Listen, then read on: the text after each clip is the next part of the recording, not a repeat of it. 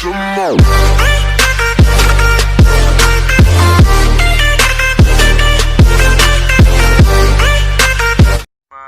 Salli sallimi ala Muhammadin syafi'il umami wal ali waj'alil anama musna'in bil wahidiyati li rabbil alamin. Ya Rabbana ufir yassir iftawah dina qarib alif bainana ya Rabbana. Amma ba'd.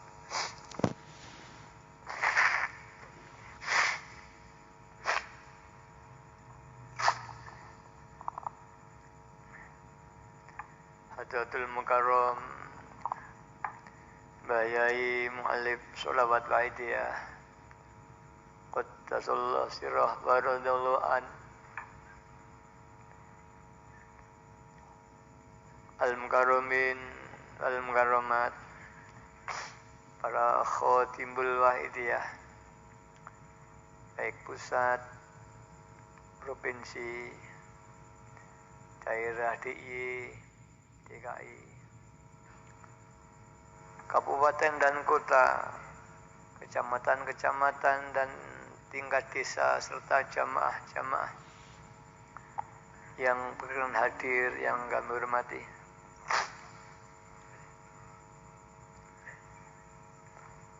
Yang terhormat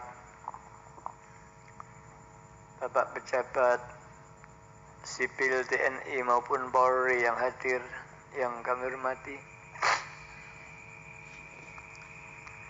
Yang terhormat para bapak alim ulama. Yang terhormat para tamu undangan. Para sami'in, sami'at, para pemirsa TV dari rumah masing-masing yang kami hormati. Para mujahidin wal mujahidat, anak-anakku remaja dan kanak-kanak yang saya cintai.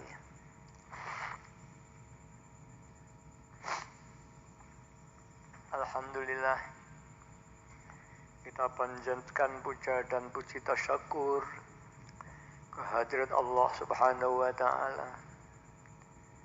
Di malam hari ini kita bersama-sama mendapat taufik dan hidayah dari Allah, sehingga kita bisa menyelenggarakan Mujadah Kubro gelombang yang pertama yang diperuntukkan para khotimul wahidiyah balik pusat sampai daerah.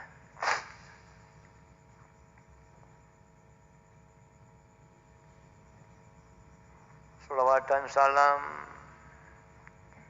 mudah-mudahan dilimpah ruahkan kepangkuan beliau Rasulullah sallallahu alaihi wasallam wa alihi wa ashabihi wa dzurriyyatihi wa jamil aqtab min awalihim ila akhirihim, khususnya beliau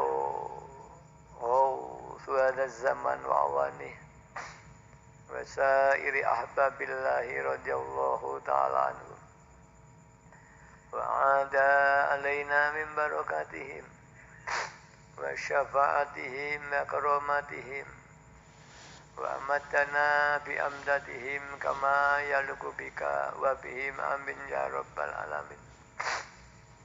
Dengan harapan mudah-mudahan beliau-beliau tersebut senantiasa menjangkung doa dan restu kepada kita, sehingga acara ini betul-betul diridhoi Allah SWT serta mendapat syafaat Rasulullah sallallahu alaihi wasallam, dijadikan sebab yang kuat dibuka hati kita, keluarga dan masyarakat, sehingga umat dan masyarakat berbondong-bondong fafirru ilallah wa rasulihi sallallahu alaihi wasallam.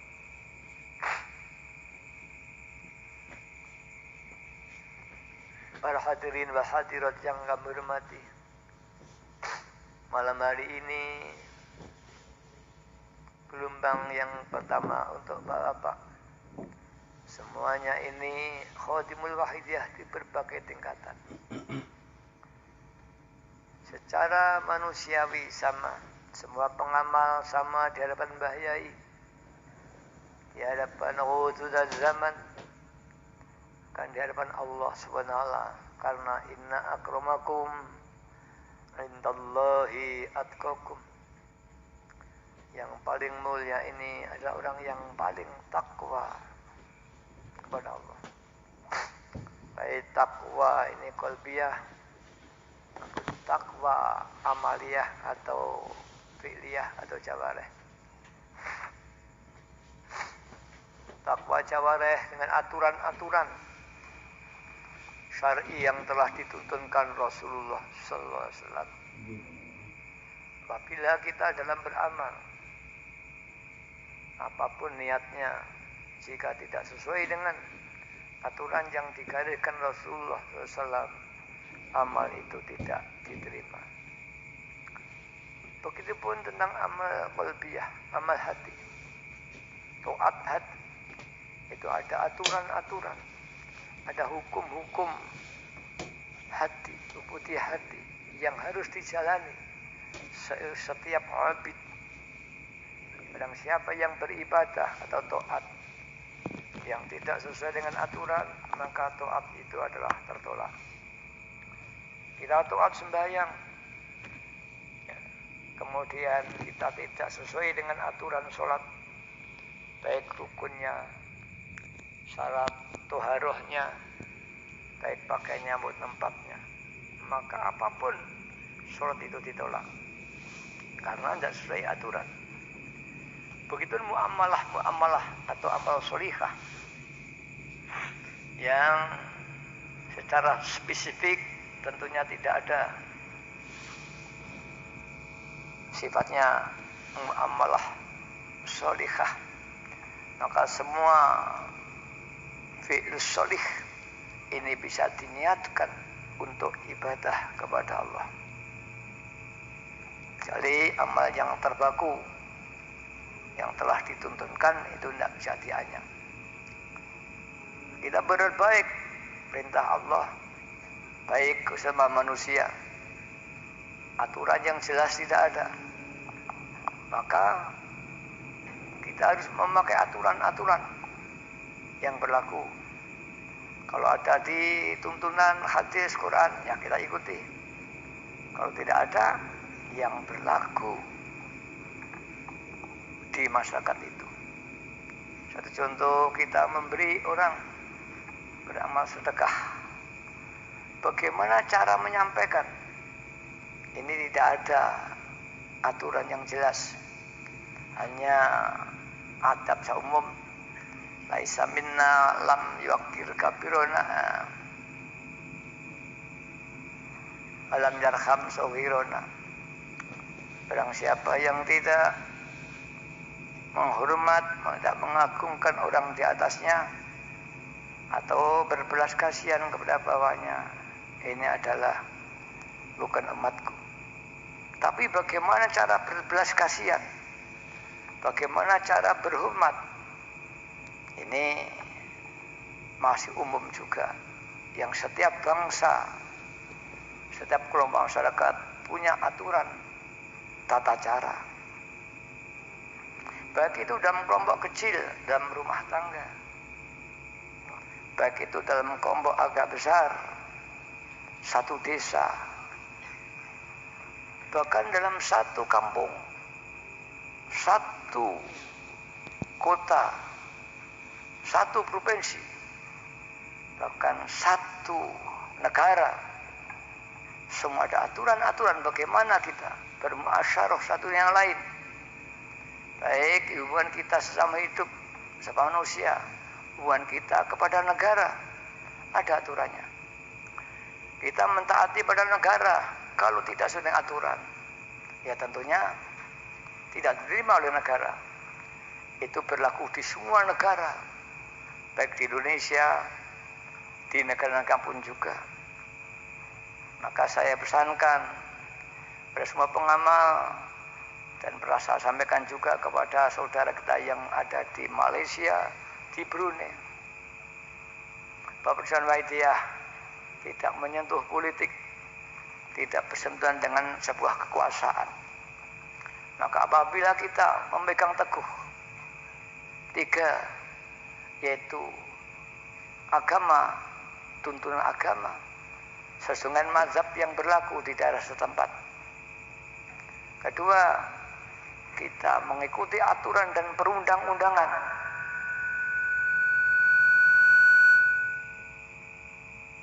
Di satu negara yang ada dalam kita.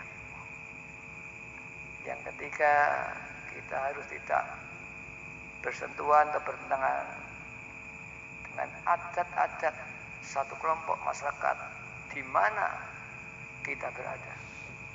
Apabila 3 itu dipegang, insya Allah penyiaran kita, perjuangan kita akan diterima di seluruh dunia. Karena tidak ada satu negara pun yang ingin negaranya ini hancur. Tidak ada satu kelompok masyarakat dimanapun ingin kelompok hancur karena kedatangan satu kelompok dari negara lain. Banyak satu perjuangan yang ditolak masuk negara ke negara lain, di sana ditolak, karena kurang sesuainya atau tidak mampu menyesuaikan dengan ketentuan-ketentuan yang berlaku dalam satu negara tersebut. Begitu kita Wahidiyah, kita menyiarkan di negara orang, misalkan di Malaysia, di Brunei Darussalam, di Cina, di Hong Kong, di Makau, di Jepang, di Korea.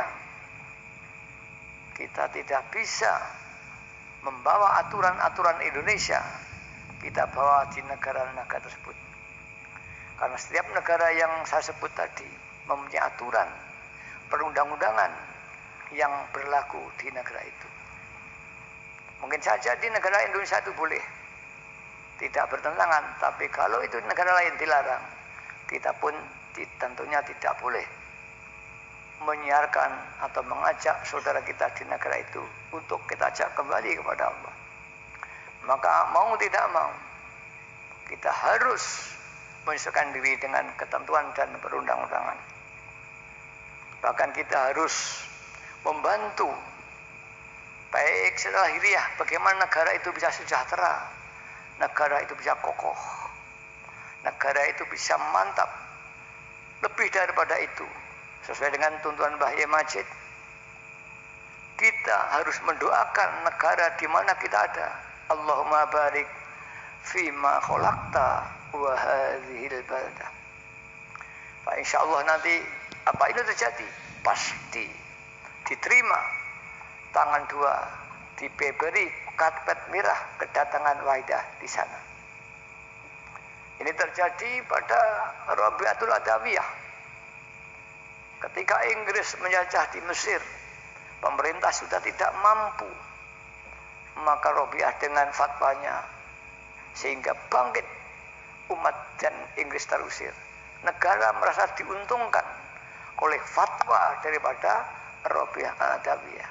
Maka sampai-sampai sang sultan atau khalifah datang untuk berterima kasih kepada Rabi'ah. Begitupun cerita Nabi Daud, ketika negaranya diserang lawan, tidak bisa mengusir, Nabi tampil dan bisa membunuh raja yang zalim itu. Nabi Daud bahkan diambil menantu daripada raja itu.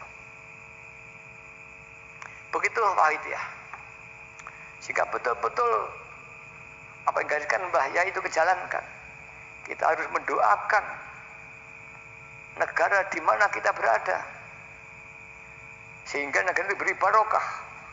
Barokah dalam arti kemakmurannya, barokah dalam arti persatuannya, barokah dalam arti para pemimpin-pemimpinnya, barokah dalam arti ekonominya, barokah rakyatnya, barokah buminya, barokah airnya, barokah udaranya, maka pasti Wahidiyah akan diterima oleh negara di mana kita akan menginjakkan kakinya. Mudah-mudahan ini tidak pegang kita. Kalau itu negara, kalau ini satu kaum, kalau kita bisa membantu kaum itu, pasti diterima. Kalau itu satu suku, sama selanjutnya akan diterima. Maka harus tidak bertentangan dengan undang-undang di mana kita berada. Kedua, ketiga juga tidak bertentangan dengan adat-adat yang berlaku dalam suatu masyarakat di mana kita ada.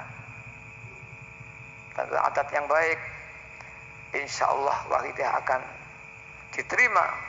Bahkan inilah yang sedang dicari-cari. Semua negara bangsa hari ini telah gersang hatinya. Dia haus akan batinnya karena kegersangan hatinya. Maka jika kita membawakan Wahidiyah, maka bagaikan ma'ul hayat yang ditunggu-tunggu mereka. Orang yang sudah sakaraat maut bisa bangkit kembali karena ada ma'ul hayat. Orang sudah akan hancur negaranya, akan bangkit kembali. Ibarat di pewayangan punya kembang Wijaya Kusuma, orang yang mati belum saatnya akan bangkit. Para hadirat yang berhormati, begitulah taat di dalam amaliyah zahiriyah, taat di dalam amaliyah batiniyah. Maka hukum-hukum batiniyah harus dipakai. Misalkan lagi taat. Taat itu adalah mengabdikan diri pada Allah. Hati kita tidak maru tinggal. Di lain pihak kita taat kepada Allah. Di lain pihak sesungguhnya kita taat pada nafsu kita yang hanya ingin surga, ingin neraka. Karena itu sungguhnya kita adalah musyrik, syirik. Di lain pihak lillah kepada Allah, din faedah lin nafsi kepada nafsu kita. Ini ada aturan, jika ini dilanggar, ya amal batinnya kita ditolak, atau paling tidak nilainya turun. Dan ini yang paling sulit, karena melihat batiniyah ini sulit. Kadang-kadang kelihatannya kita taat, kelihatan ibadah, sesungguhnya ini tidak ibadah karena kita ingin sesuatu, ingin dipuji orang lain, hingga kita sesungguhnya bukan ibadah. Karena itulah para hadirat, baik muamalah atau ibadah lahiriah, ada aturan-aturan yang harus kita tepati. Batiniyah juga begitu. Karena itu bahaya yang dituntunan untuk menyelamatkan ibadah batiniyah, termasuk rangkaian ibadah lahiriah, tapi kategori batiniyah yaitu an-niat. Sholat sendiri itu adalah mengandung ubudiyah jawareh atau fi'liyah. Apakah ini nanti qiyamus sholah atau fi'lus sholah? Di dalam ini ada ibadah batiniyah yang sebagai rukun juga, yaitu an-niat. Jika niat ini dengan ubudiyah batiniyah, aturan-aturan batiniyah tidak tepati, maka niat itu disebut tidak ikhlas. Karena sembahyang harus ikhlas. Sedangkan untuk batiniyah ikhlas itu bersih. Bersih daripada apa yang menjadikan manusia tidak taat kepada Allah. Misalkan ada syirik, ada ujub, ada takabur. Ini akan mengurangi, bahkan justru dikatakan radda, ditolak sembahyang kita. Karena itulah harus yang penting adalah ini. Karena itu bahaya menurut kita adalah hanya dengan cara satu, lillah, billah, lir rasul bir rasul, lil gos bil gos. Maka ubudiyah, kolbiyah, batiniah, ya, bukan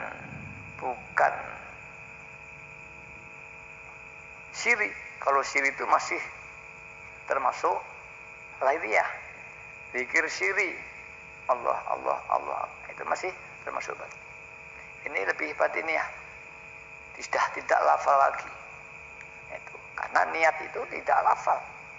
Niat itu khodul kholbi fi awil fi'li, niat, maka tidak ada hukum.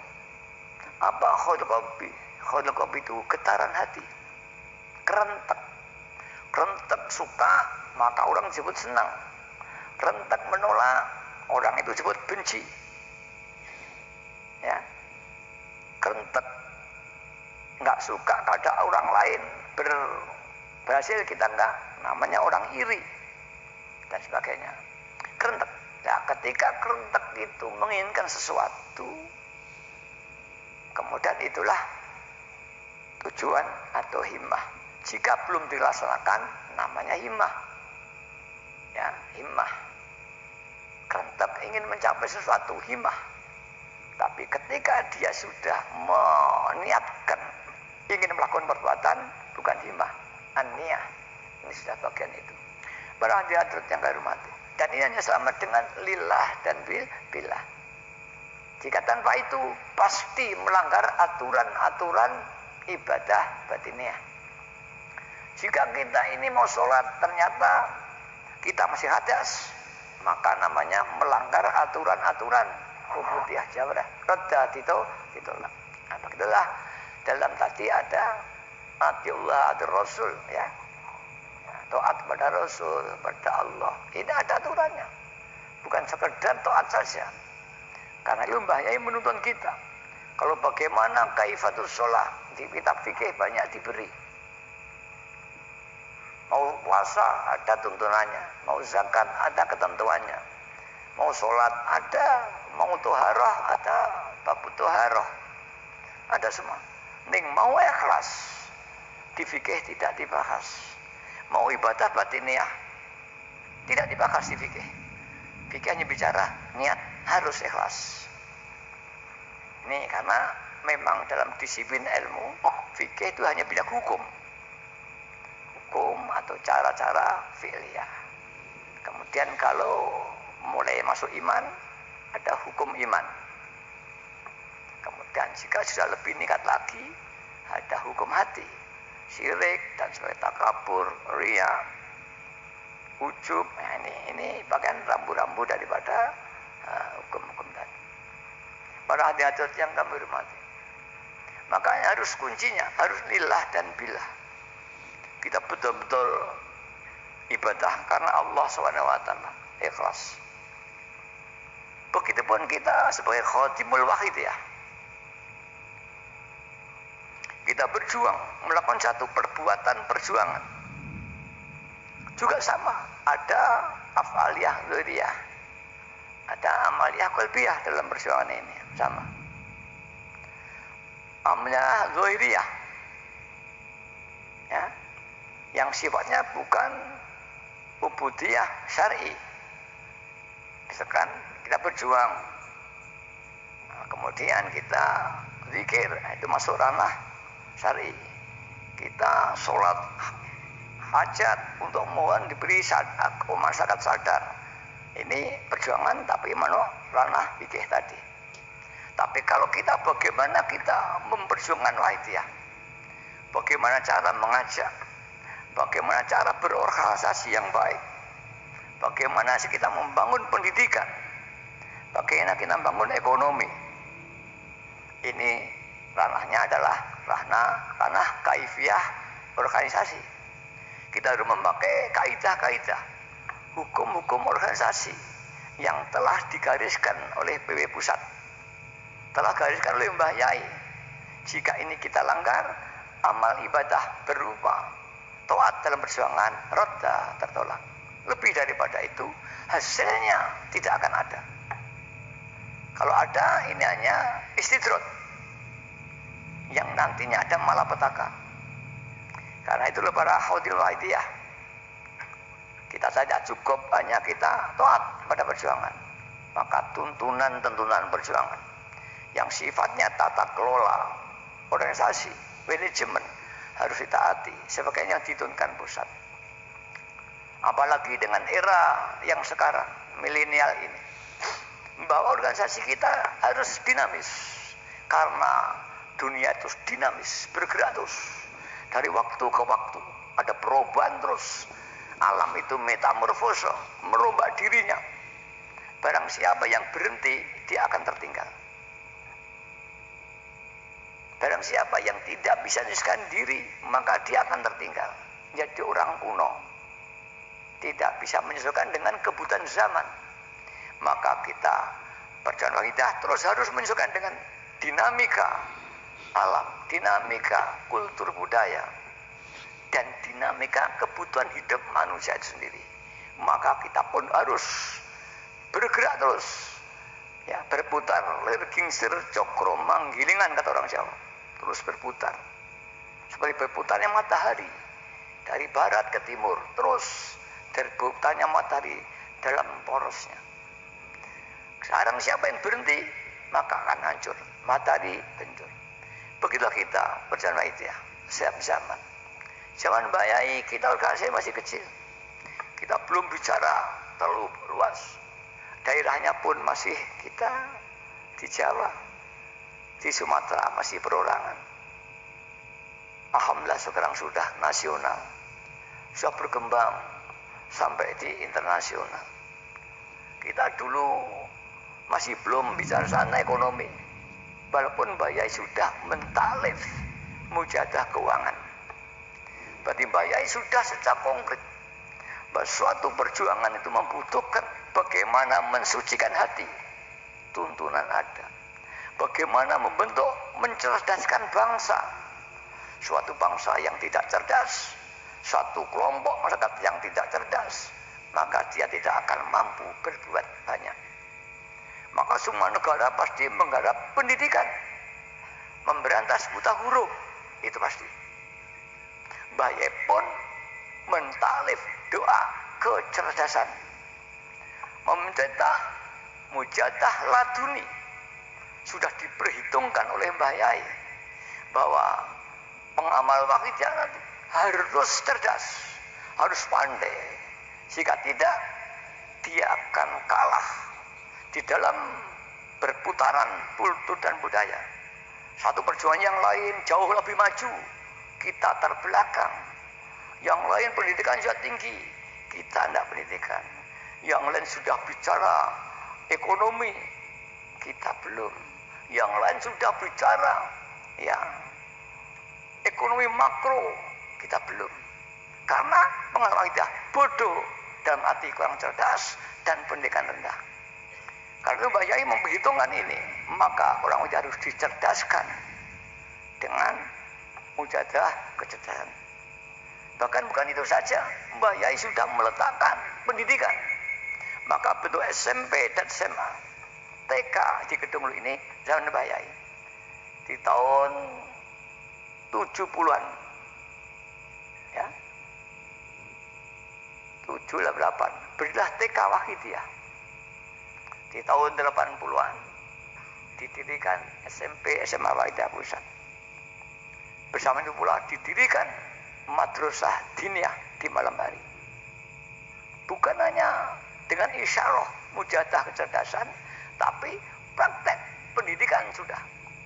Karena Wahidiyah dibangun. Karena kalau sejak dini ini dibangun, kadung dewasa anak kita tidak kenal pada Allah SWT. Dan jika sudah kadung dewasa tidak kenal, sulit untuk diwakidahkan. Mungkin malah menjadi lawan daripada wakidah ini, walaupun dia anaknya seorang tokoh wakidah. Kadung Bayai memberikan kanak-kanak wakidah harus diadakan pembinaan melalui jamaah usbiyah kanak-kanak.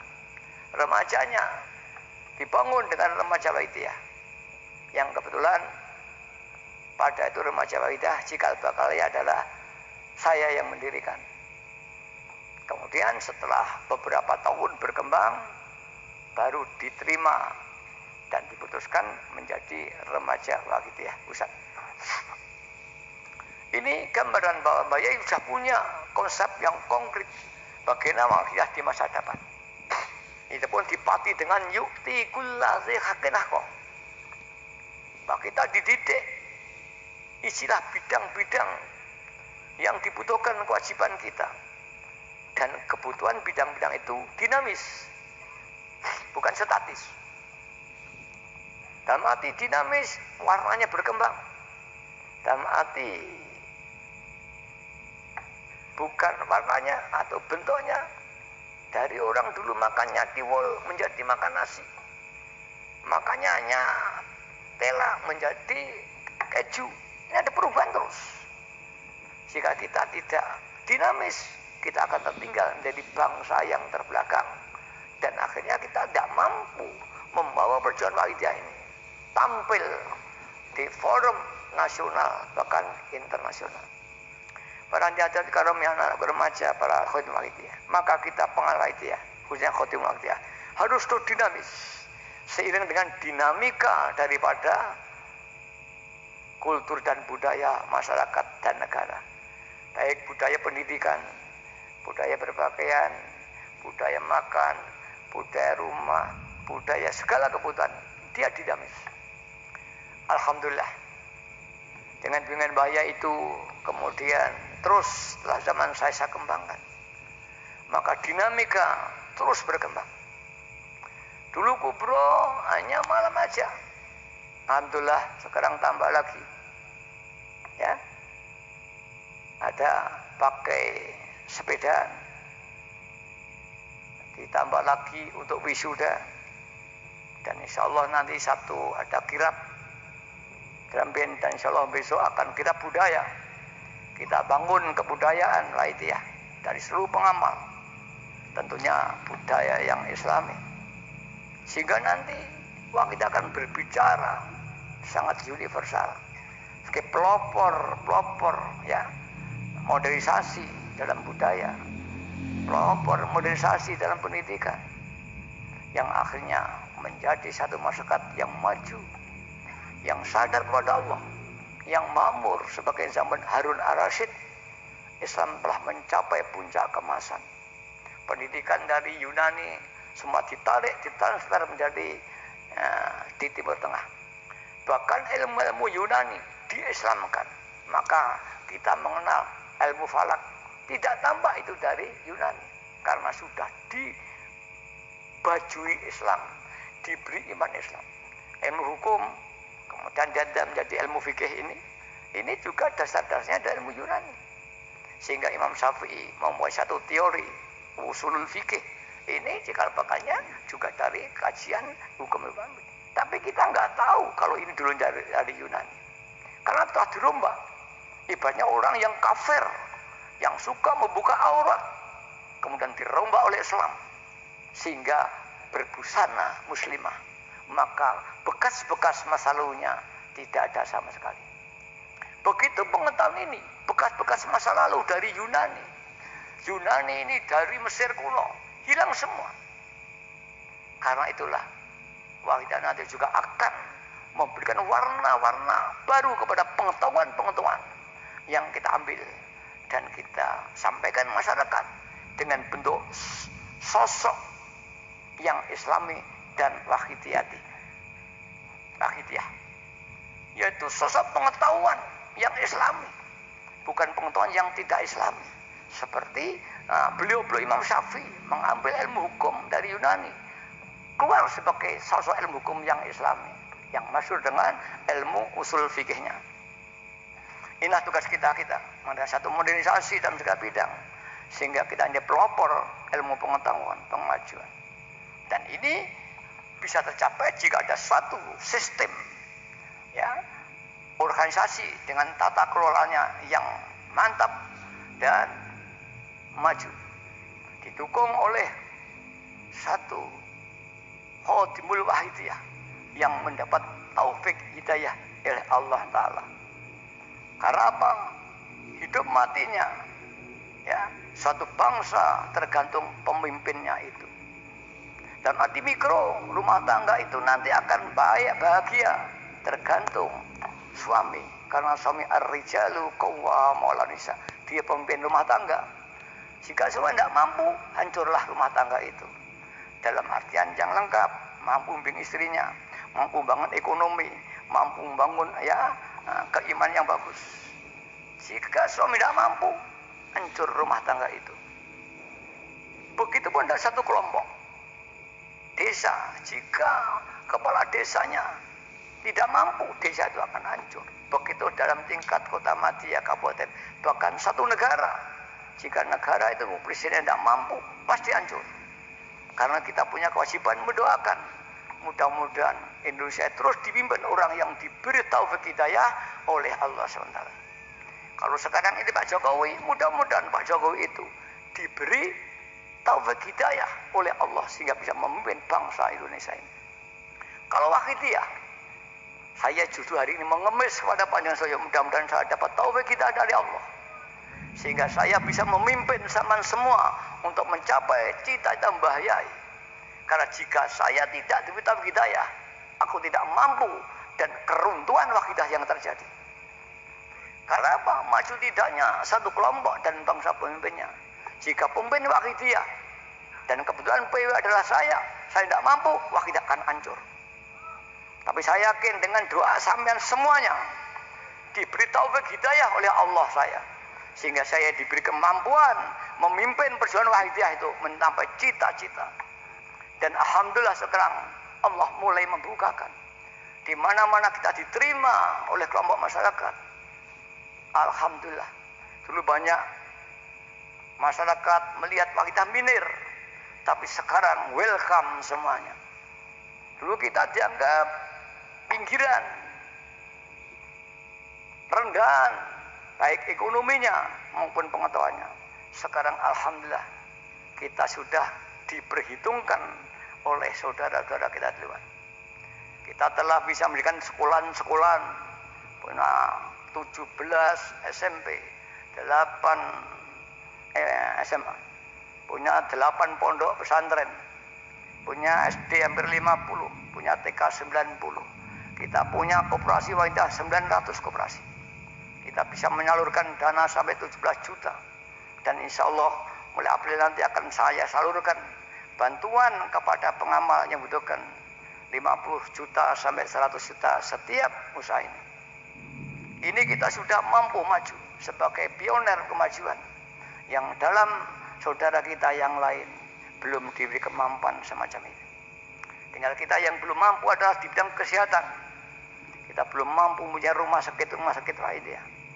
Mudah-mudahan nanti kita akan diberi tidak lama lagi mendirikan rumah sakit wahidiyah. Kita akan meroyok ilmu pengetahuan.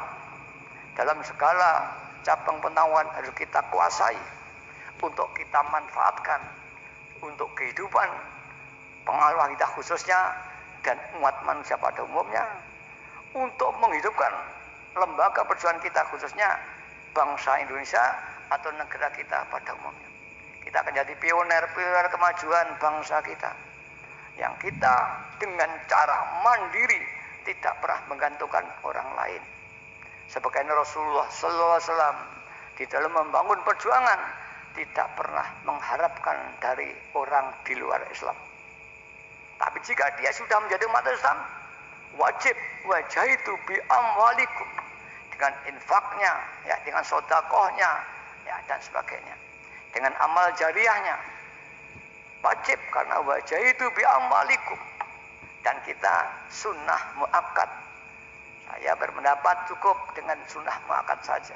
Ada yang mewajibkan berdasarkan wajahitu bi amwalikum. Ini pendapat ulama saja. Para hadirat yang kami hormati, itulah gambaran-gambaran itu. Karena itu kita harus menyesuaikan dinamika. Begitupun lembaga kita terus dinamis, terus berputar, terus maju. Maka para personil wahidiyah, syakhs wahidiyah yang tidak mampu menyesuaikan dengan dinamika, ya, daripada lembaga kita, mau tidak mau tanpa sadar dia akan tertinggal di dalam derap langkah kelembagaan wahidiyah. Bagaimana kemungkinan terjadi?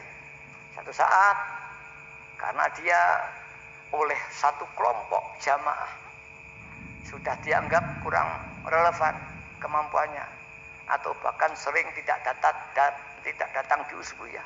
Dia satu saat nggak diangkat, nggak dipilih lagi oleh jamaah. Namanya dia nggak bisa mengikuti dinamika. Lebih besar lagi, dia pengurus kecamatan. Karena dianggap dia sudah tidak mampu mengikuti dinamika, maka dia terpilih lagi.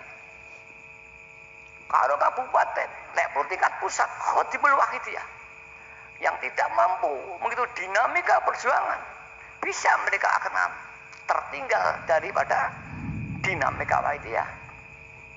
Karena faktor usia misalkan, seperti Sukir pensiun, Mafuri pensiun, ini karena dinamika dan faktor banyak sekali. Karena siapa yang tetap monoton, tidak bergerak, ini cocok dengan daurah Rasulullah, man istawa yaumu fa huwa maghbun, man kana yaumu syarrun bin amsi fa huwa mahrum. Ya. Man kana walam yakun fil masjid fa huwa bin nuqsan, wa man kana fi nuqsan fal maut khairullah. Sama.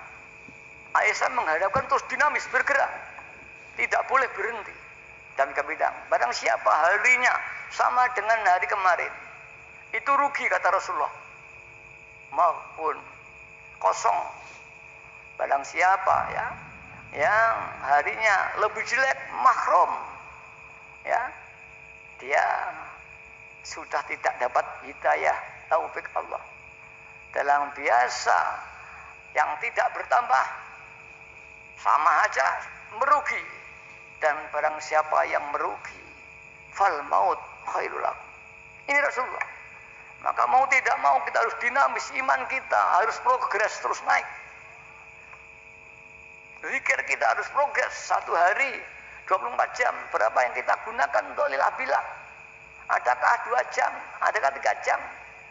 Walaupun ini nanti tidak satu kesatuan, pedot-pedot, tapi akumulasinya. Berapa jam dalam 24 jam? Meningkat hanya setengah jam ya, harus meningkat terus. Hari ini, hari besok, bulan ini, bulan depan, harus meningkat. Yang tidak. Begitu kita di dalam etos perjuangan, baik perjuangan dalam perjuangan aja atau perjuangan pribadi dalam rumah tangga, dalam bekerja, etos kerjanya, jika tidak bergerak, dia akan tertinggal. Lama-lama tetangganya sudah kaya, dia tidak kaya. Yang dulu kaya, sekarang jadi orang miskin. Bukan karena hartanya sudah, karena yang lain makin kaya. Kita punya uang 1 juta, dulu kaya. Uang kita tambah 1 juta, tetangga punya 10 juta, kita jadi miskin. Perhatian yang kami hormati. Begitu dalam perjuangan kita. Saudara kita di perjuangan yang lain, kelompok lain, maju. Kita berhenti, kita menjadi perjuangan yang terbelakang. Begitulah soal iman kita. Kita jangan bayai, mudah lapilah, bayai nggak ada, hilang. Ini mundur. Malam yakun fil masjid, fawa fi nuqsan. Memang karena fi nuqsan fal maut. Memang karena yamuhu syarrun bin amsihi mahrum. Mari kita evaluasi ini. Dengan cara-cara ini insya Allah nanti. Apakah ada peningkatan? Ini tugas-tugas penyiaran. Maka setiap hari harus ada data. Saya katakan harus ada statistik nasional, statistik provinsi, statistik kabupaten, ada statistik kecamatan, ada statistik desa, catatan-catatan keadaan perkembangan perjalanan itu. Berapa jumlah pengamalnya, berapa kanak-kanaknya, berapa anak didiknya, setiap dilihat. Jangan ditulis tidak dilihat. Maka saya katakan para PW ini, pemangku jabatan ini, duduk di kantor, dilihat data. Dengan data itu ada informasi. Oh, data sekian-sekian. Orang yang cerdas pasti respon atas data yang dilihat. Respon itu memunculkan satu wacana. Wacana ini nanti akan berkembang menjadi visi. Visi dia akan berkembang menjadi satu misi. Dan misinya akan berkembang menjadi program. Dari program ini berkembang menjadi program pelaksanaan. Pelaksanaan akan berkembang menjadi teknik, selanjutnya SOP dan sebagainya. Tapi kalau tidak pernah ke kantor hanya omong-omongan, tidak pernah data, bagaimana? Maka saya sering bertanya kepada salah satu pengamal, bagaimana daerahmu? Jawabannya berapa? Dia tidak tahu, berarti orang ini tidak pernah membaca statistik. Atau belum punya statistik, tidak tahu keadaannya. Berapa yang campuran, berapa yang tidak campuran. Dengan ada, campuran sekian. Kalau orang cerdas, bagaimana kita memecahkan? Bagaimana cara memisahkan? Kapan harus kita ini? Targetnya berapa bulan lagi? Desa kita itu satu desa 12 desa satu kecamatan, yang ada baru 10. Bagaimana yang 2 ini? Kapan? Target waktu. Inilah seorang pemimpin ya, yang dinamis, visioner. Kalau tidak punya ini, akan tertinggal dalam perjuangan. Ini sudah sampaikan terus setiap hari saya bicara ini. Yang akhirnya pasti nanti akan tertinggal orang itu. Karena perjuangan tidak bisa menunggu orang sedang tidur. Hadirin yang hormati, ini berlaku semua ibu-ibu yang jamaahnya baru kumpul dipisah. Pada jadwal seorang pimpinan kecamatan harus menguasai berapa desa satu kecamatan itu. Apa? Desa itu berapa jamaahnya, remajanya berapa.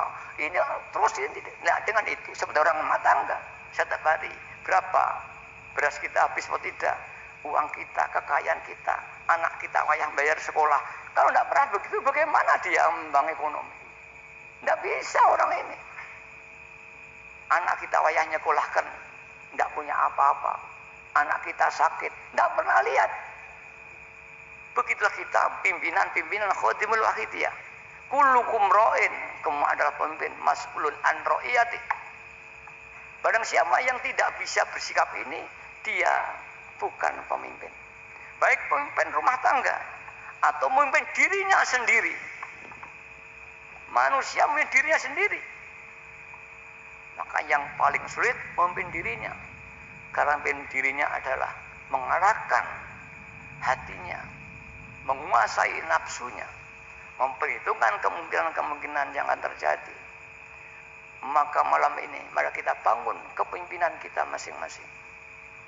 Kalau tidak muncul kepemimpinan, bagaimana Anda? Seorang dilahirkan supir motor, dia tidak menguasai motor sama sekali. Dia tidak pernah melihat apakah motornya rusak, banyak gembos, kapan kita berbelok, tidak pernah. Orang ini tidak bisa memimpin orang.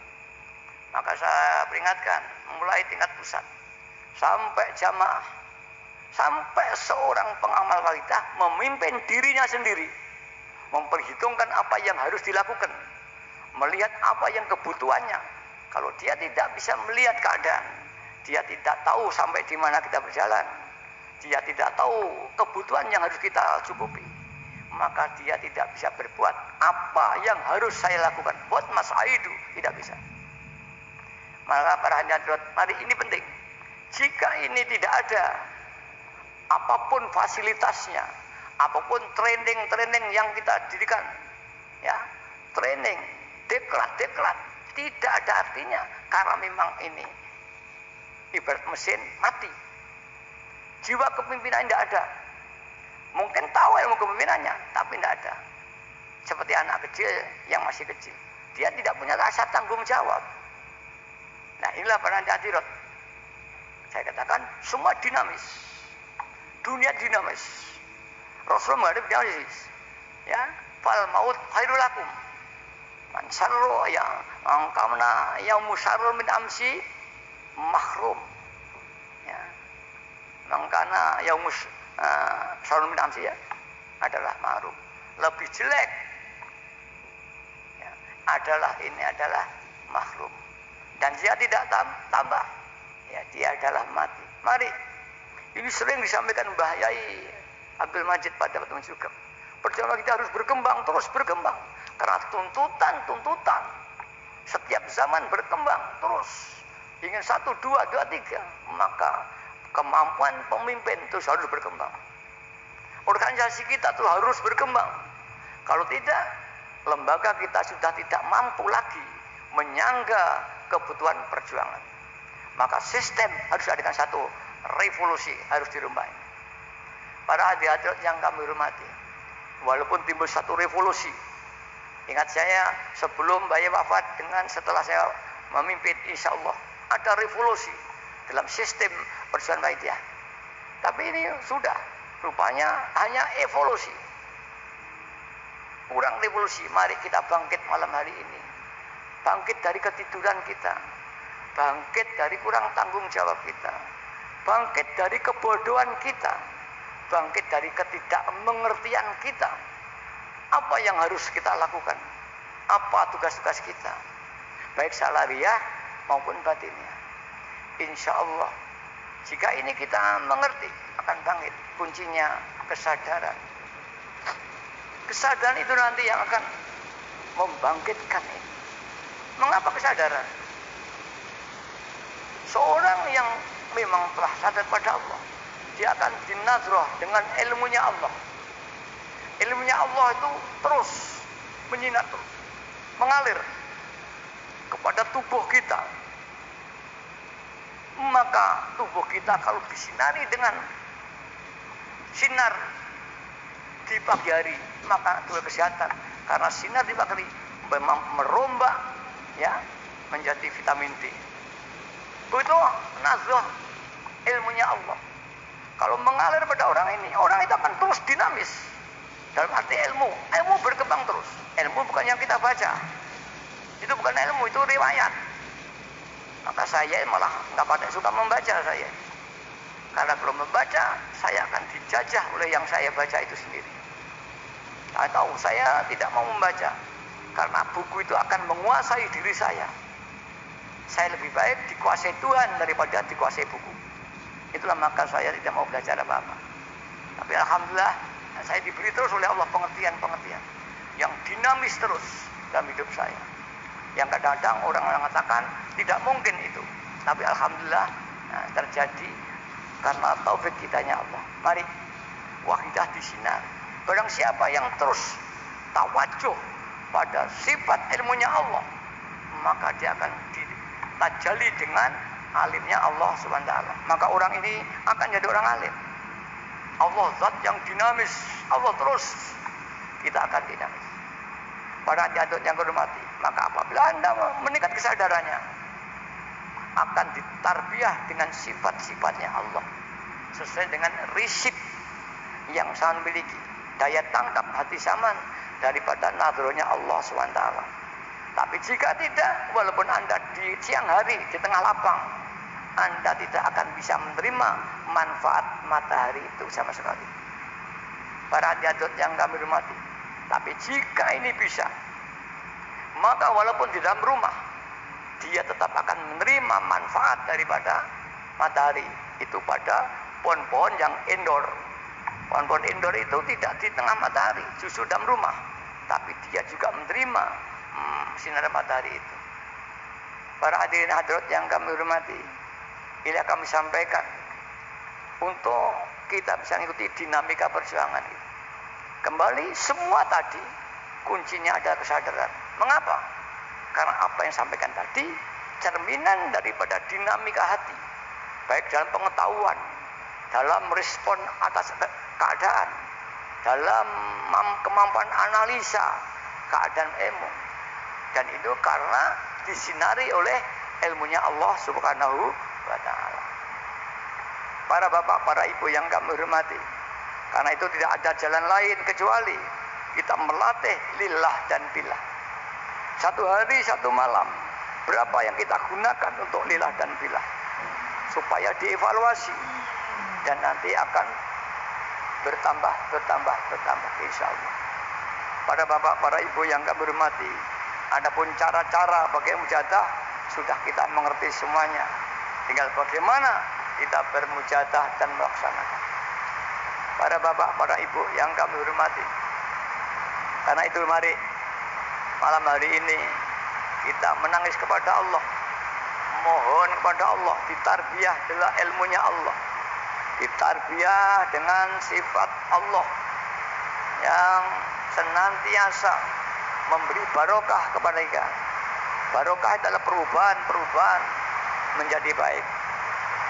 Malam hari ini sambil mencari tempat ya, terus bergeser.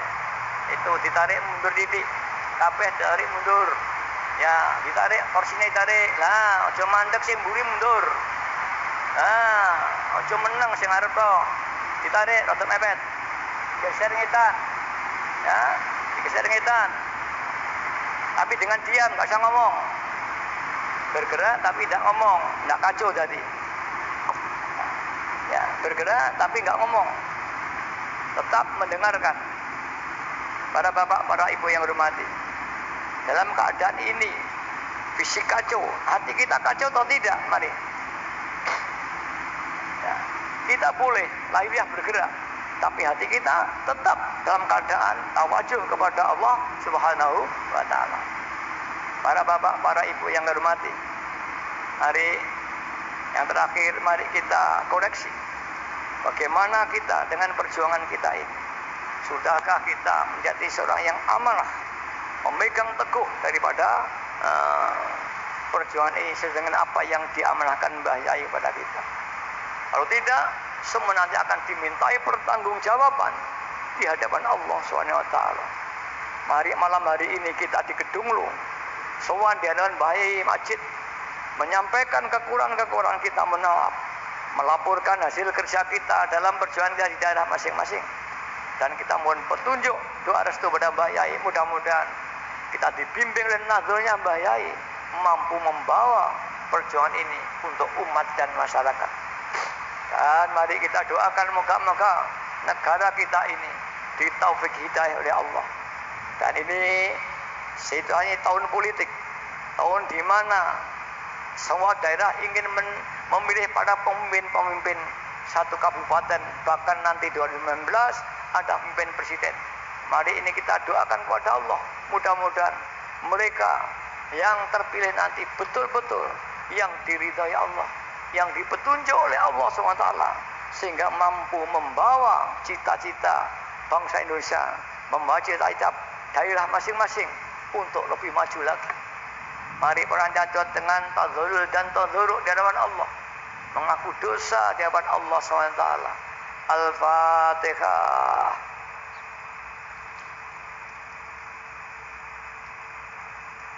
Al-Fatihah. Al-Fatihah.